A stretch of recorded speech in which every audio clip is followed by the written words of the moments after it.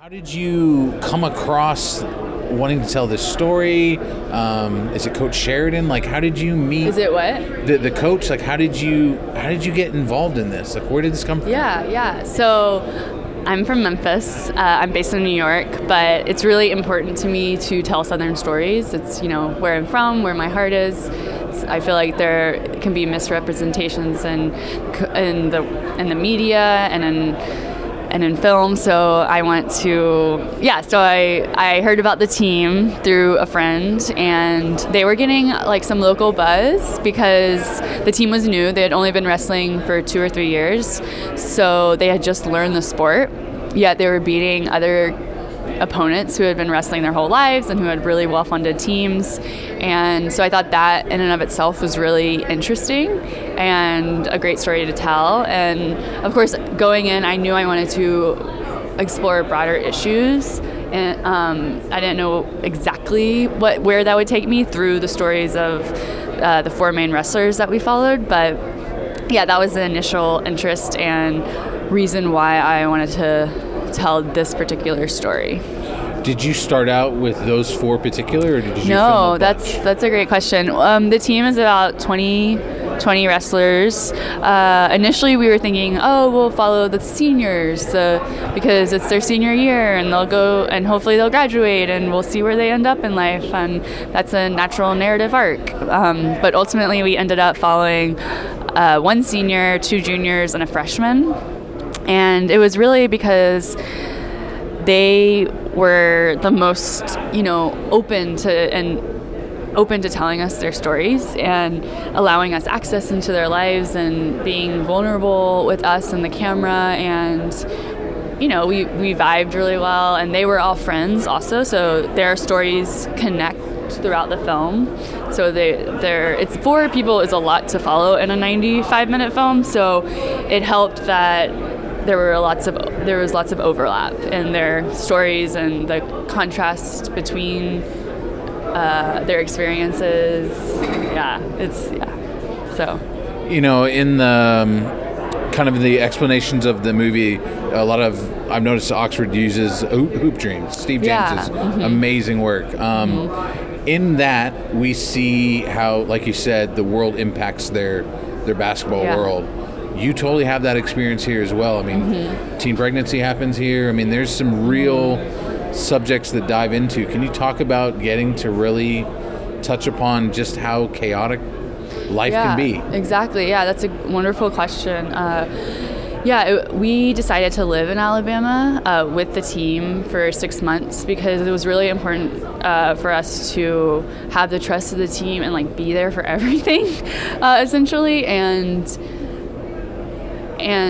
so that was where we came at it from, that starting point. And I think because of that, we were able to really capture some intimate and honest and like real life moments between the mothers and sons, the girlfriend and the wrestler, the coach and the wrestlers. And there was, a lot of trust that happened in that process through just like hanging out and listening and talking and being with everyone for hours and hours and days on days.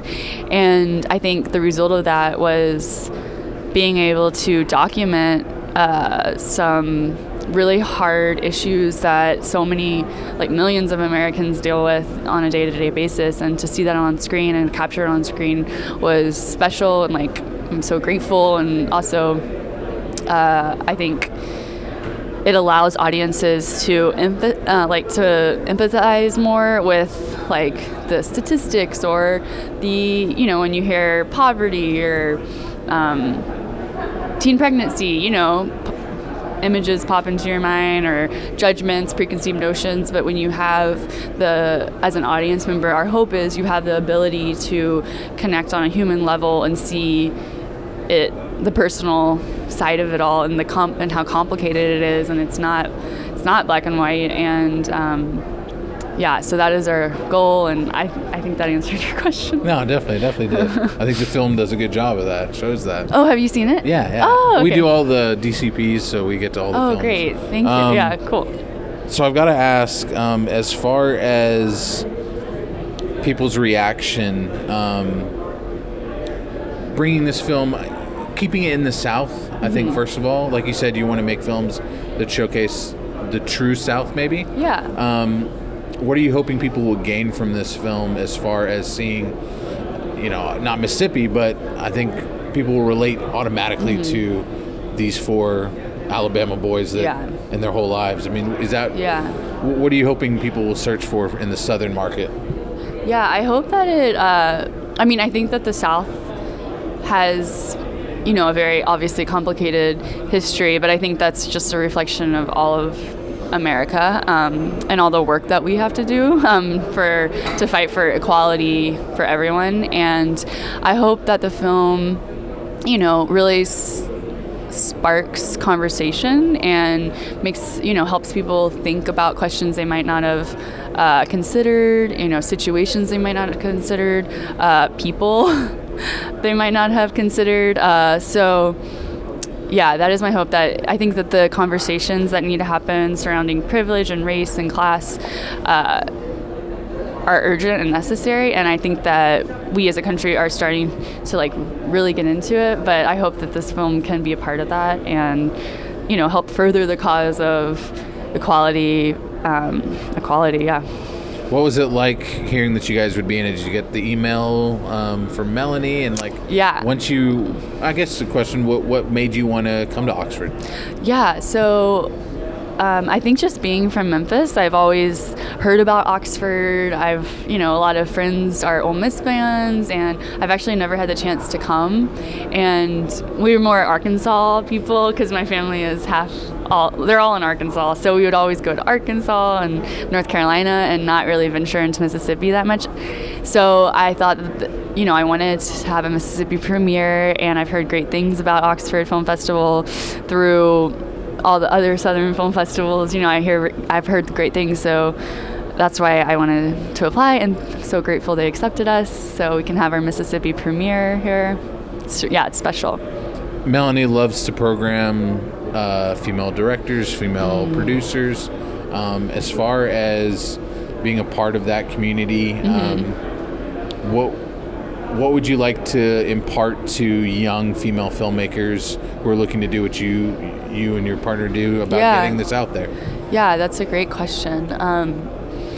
I think you're going to get so many no's. You're going to, and I think that's true for all artists, but especially as a woman, I think that maybe it happens more, and a lot of doubt, but just I know it's cheesy, but if you believe in the project and yourself, then that is your greatest, I guess, what's the right word? Greatest, your greatest tool, I guess, and also you are your greatest advocate for the film, and you really need people need to harness that, and I've learned that through the process. People of course are supportive, but it's really important that you keep believing. I don't know. That sounds so cheesy. Let me think of something else. I think those are important things. Yeah. I mean, there's a lot of self-doubt being, as a woman, just in life, it's easy to be very insecure and doubt yourself, and, everyone, all the huge movies we see are directed by men, or the vast majority of them are, so that plants seeds of self-doubt, but... Women just made a movie about 4 wrestlers. Yeah. These burly wrestlers in Alabama. Lastly, I'd love to know, where can we follow the film, social media, online? Yeah. But also, are you guys looking towards other future documentaries, or are you diving into narrative? I mean, what's next? That's a great question. So you can find more information about the film on WRESTLEFilm.com, and our social media, Instagram and Facebook, is WRESTLEFilm. And we're actually going to be in theaters really soon. We have distribution through... It's oscilloscope, right? Yeah. So we're really thrilled about that. And it's going to be opening February 22nd in New York, and March 1st in LA, and then other cities in March, throughout the country is happening. And then we'll be on PBS nationally May 20th. So we have a lot coming up. Yeah, but it's exciting. Last question. Yeah. I've got to ask the oscilloscope. How did that come about? I mean, I grew up a Beastie Boy fan, so when I hear anyone getting to deal with what those wonderful people have been able to create, what was it like knowing you guys are going to get distribution? What was that process like? I know, yeah. It was, we're so grateful. A lot of people, I don't know. It was actually kind of happened. We had been in contact with them, and then we met them at Hot Springs Film Festival, which was amazing, and we won the audience award there out of all the docs, and won the Best Sports Documentary Award. So I think that experience, was essential to the process. I don't know. It was great. They make such, or they distribute such, not alternative, but like unique things. So I'm extremely honored to be a part of that group of films and those filmmakers. And honestly, getting a doc sold is like a miracle in itself. Yeah, so yeah. Congrats on that. Thank you. And I hope people check it out. I was kind of blown away. I didn't expect to see so much of these boys' lives. And I love the fact that you did have age separation. You have the younger guy that's... Yeah. There's a little difference there. And I Right, loved it. yeah. You grow so much, like, every year as a teenager. Every year is like, you're a totally different person almost. So, yeah, Awesome. Thank you for saying that.